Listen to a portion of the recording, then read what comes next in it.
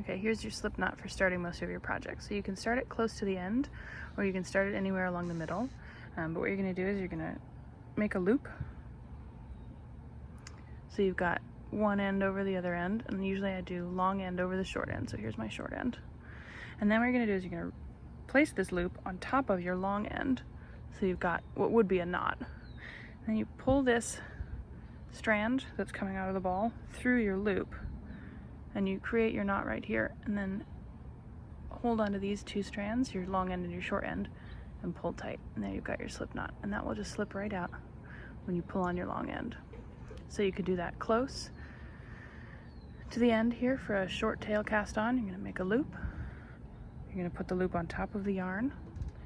You're going to pull the yarn through the loop and hold onto your ends to make it tight. I'll show you again. Start this anywhere you like in the middle of the yarn. Just going to make a loop. You're going to place your loop over your long end, and you're going to pull your long end through the loop and pull your ends tight.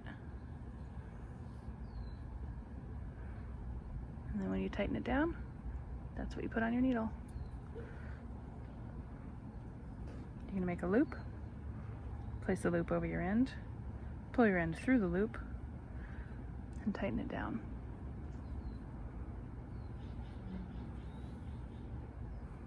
So I'm going to do this a little more quickly. You're going to make a loop. Here's your cross.